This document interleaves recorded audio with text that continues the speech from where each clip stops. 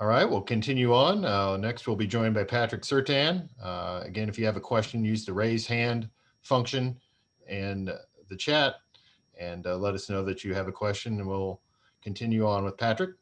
Patrick, welcome. We'll go ahead and go straight to questions, and we'll start with Sam Khan. Go ahead, Sam. Hi, Patrick. I'm curious, when you look at the way you guys have played on defenses of late, what has gone well and where have you guys gotten better the most, in your opinion? We learned through experience what we need to do. I just felt like we prepared better each and every week. We've gotten better each and every week flying around to the ball, making adjustments and, learning from past games where we struggled at and sort of fixed and corrected what we needed to do. All right, our next question comes from Stephen Smith. Go ahead, Stephen. Hey, Pat, I know Malachi Moore didn't play against Notre Dame, but how has he looked this week in practice? He looked fine. He's moving out there. He should be ready to go. All right, we'll next go to Patrick Murphy. Patrick? Patrick, just your impressions of Justin Fields, what you've seen of him, kind of the growth of him as a quarterback, and obviously coming off the best game of his career, what you guys have to do to slow that passing attack down.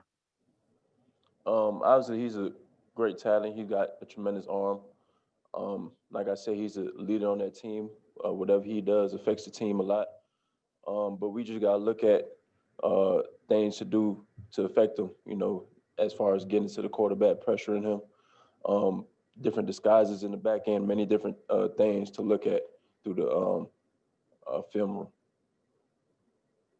All right, our next question will come from Mark Stallworth. Go ahead, Mark. Hello, Patrick. How you doing? My name is Mark Stallworth. I'm with the Miami Times newspaper. My question to you is, how important is a game like this for you all in regards to recruiting in South Florida? It's still an important game. I don't know what recruiting got to do with it. But at the same time, we just focus on this game. Hopefully, they'll look at this game and see what they think of it. But right now, I don't think that's out of the question, out of the picture right now. I also had a follow-up, if that's okay. Yeah. All right. What are you looking forward to towards the most this week coming back to South Florida, playing in the Hard Rock Stadium? Like I said before, I know it'll be a hometown game. I'm just looking forward to play the best game with my teammates and just going out there and just winning the game. That's all I'm focused on, really. All right, our next question will come from Nathan Baird. Nathan, go ahead.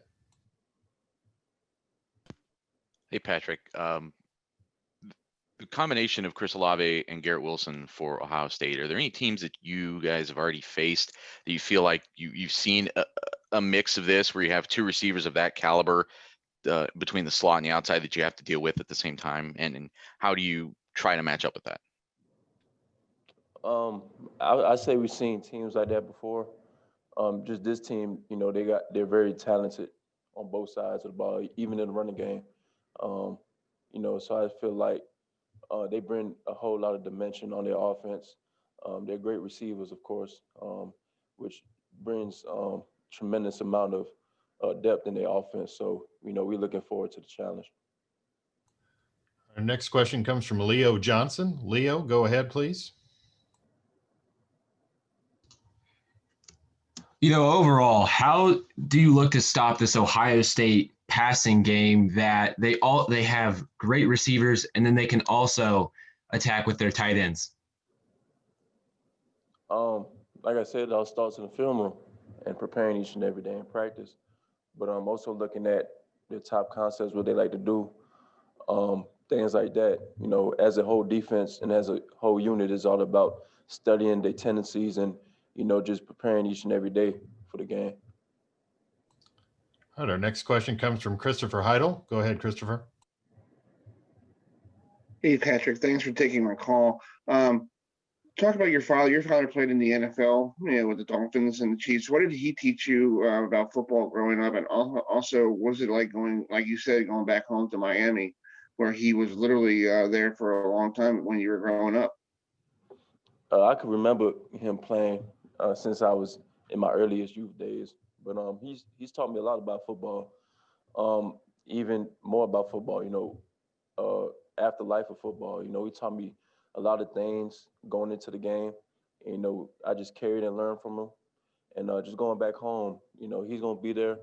I'm just looking forward to impress him. I know they're gonna be happy to see me. I'm gonna be happy to see them. So it's gonna be a great moment. All right, our next question will come from Mitch Stacy. Go ahead, Mitch. Hey, Patrick.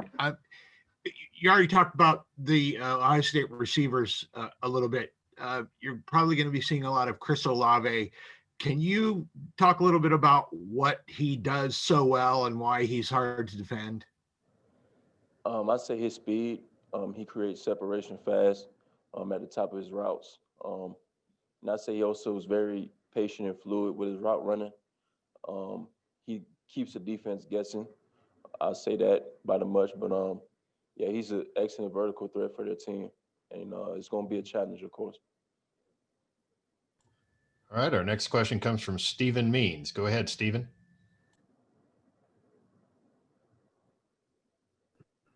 Hey, Patrick, kind of along those same lines. As a corner, every wide receiver is different. They have their own special skill sets. But as a corner, when you know a guy that you're maybe matched up against on a specific snap is more of a deep threat than he is maybe yards after the catch or intermediate routes, is there any adjustments you make as a corner when you know that in the back of your head?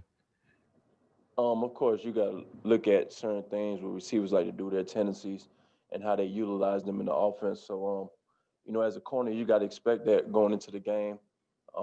His favorite routes, what he likes to do here and there. So, you got to be on top of that as a corner. All right, we'll go now to David Furones. David, go ahead. Hey, Pat. Good to see you. Good to see you doing so well since your time at Heritage.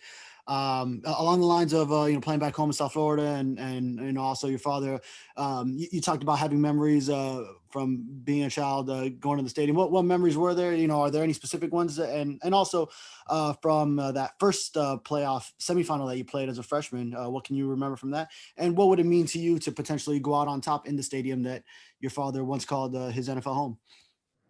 Well, I'll say that I remember, certain things when he was playing for Miami, like him making plays. They also had a great defense back then with him, Jason Taylor, Sam Madison, all those guys, Zach Thomas. But I just remember him making plays out there having fun. But also just knowing that what it took to get here, it's a blessing, honestly. But, just looking forward to this game. Remember the semifinal game. I just remember being a freshman out there, having fun, just winning the Orange Bowl. And I just look forward to the game ahead. All right, our next question will come from Jeff Spiegel. Go ahead, Jeff.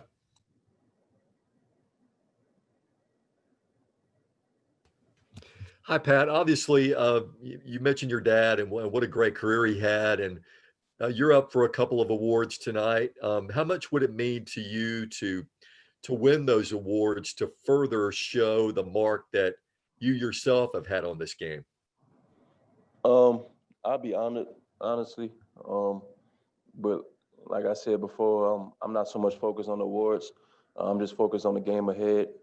The awards come second towards what we got in the store and what we got to finish. All right, we'll take one final question from Myron Williams. Myron, go ahead. Hello, Patrick. I know you spoke a little bit about your time here in South Florida. Have you had a chance to speak to the other guys from South Florida, Jordan Battle, Josh Jobe? What are some of the excitement that you guys have as a unit and as a team coming back?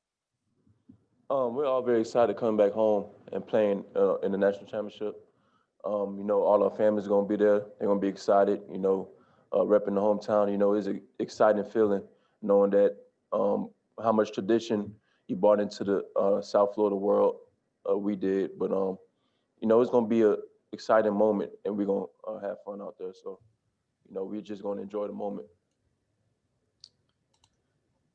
Pat, thank you for joining us, and we'll see. Thanks for watching. Be sure to click on that subscribe button so you don't miss a single thing, and come visit us over at BuckeyeGrove.com for all the best Ohio State information on the web.